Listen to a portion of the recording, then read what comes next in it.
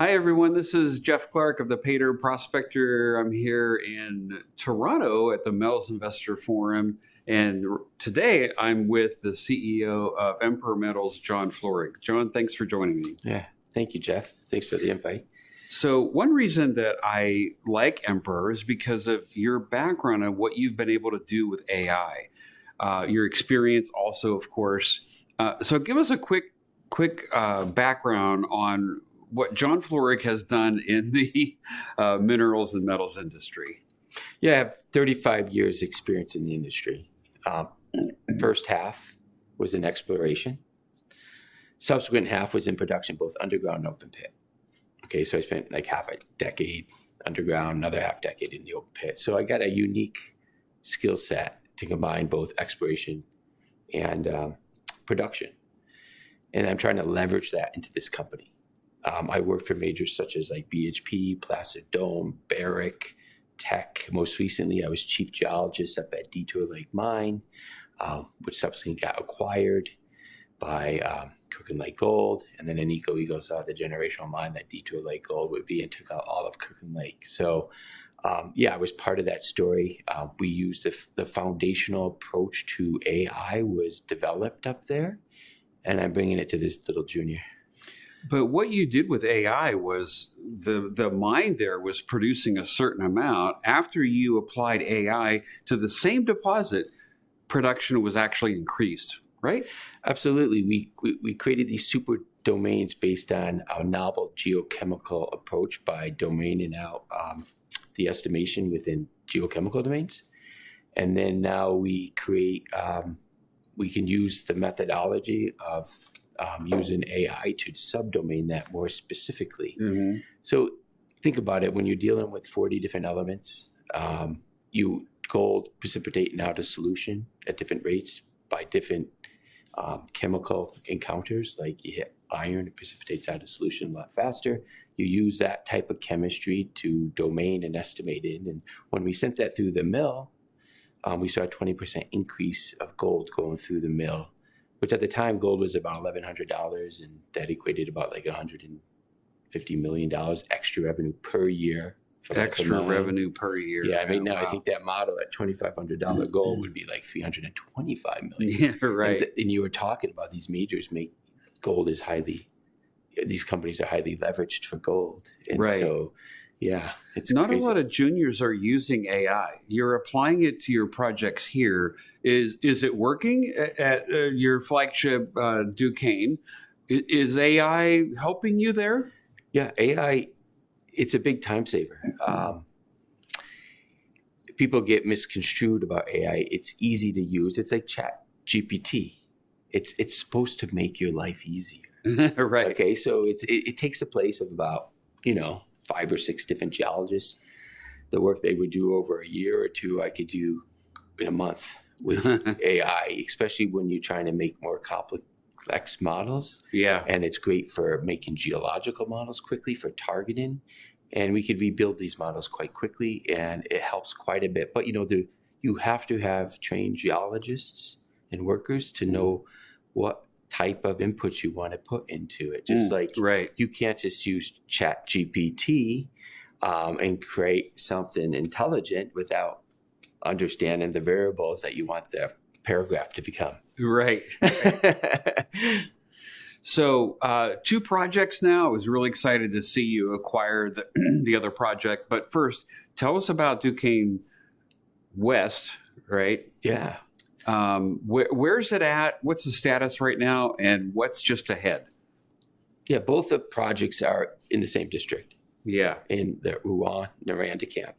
Duquesne West, we just released the rest of our results last week.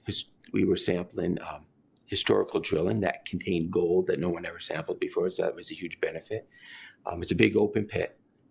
Tell us about that big hit, though. That was a tremendous hit. Yeah, so in the open pit environment, we were drilling an area that was poorly understood, and we thought we were going to hit a gram, plus or minus half a gram. Our models were breaking down because the drill hole spacing was 200 meters apart. And when we drilled it, we hit free gold in the system. So we had 21.7 meters of 35 grams per ton. And within that, including that, was 2.5 meters of 301 grams per ton. Wow.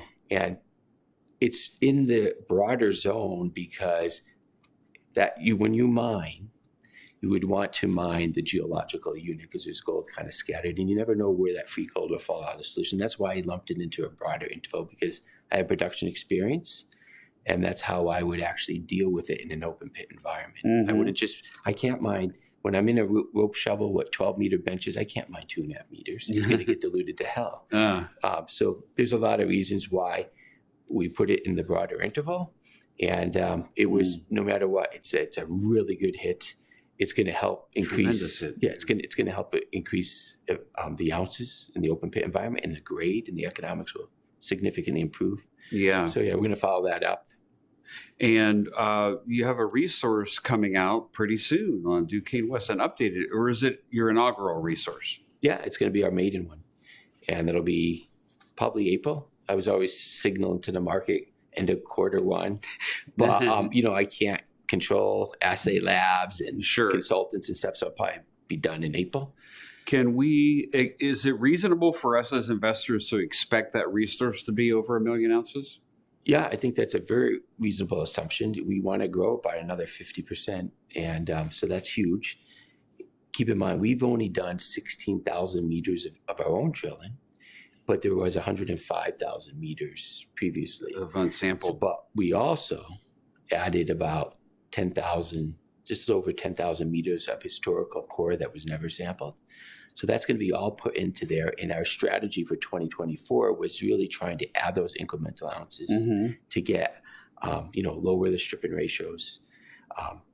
We're in an open pit. We want to build ounces more rapidly in the open pit environment, so we get the best possible, with 16,000 meters, gets more inferred ounces that we can at this point in time. Yeah.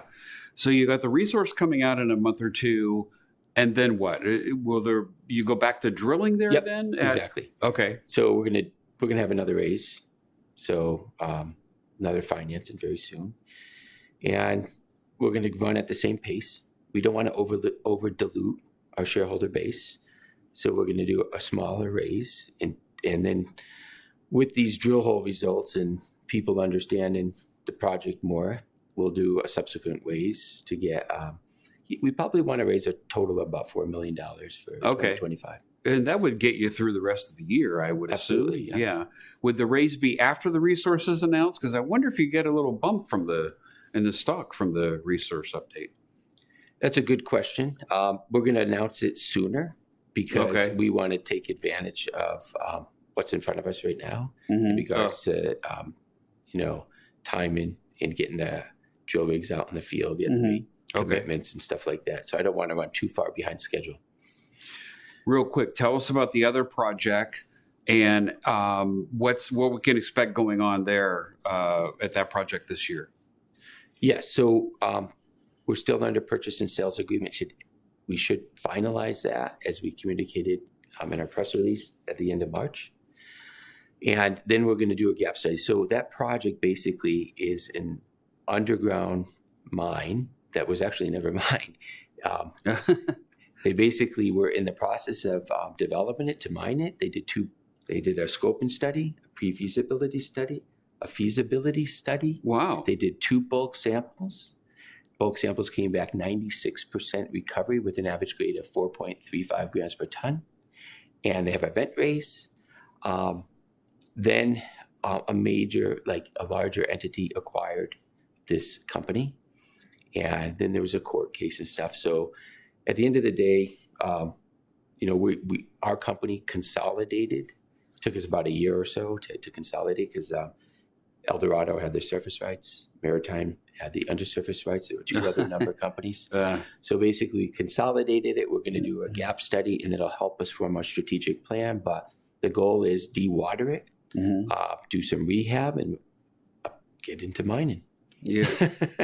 Will you do a resource update there first before you start mining, or no? Yeah. So while we're doing all this stuff, we'll get drill permits, and because we think that we could quickly expand the resource. Right now has 227,000 ounces in all categories. We think we can bring that up to 500,000 quickly, and then on a path to over 1 million ounces plus. So yeah, we're excited. So you could have over 1 million ounces at 2 different deposits. You don't have to build a mill. Yeah. So you could easily sell this to a lot of majors, your ore to a lot of majors in the area that need ore, with these mills being underutilized. Absolutely. And to answer that question, I didn't finish it. We're probably considering doing a MRE update in Q4 of this year for that project. Okay. Got it. Okay, great. Okay, thank you, John. Thanks for watching, everybody, here at the Metals Investor Forum. Emperor Metals, one you might want to check out. I am overweight the stock. Thank you.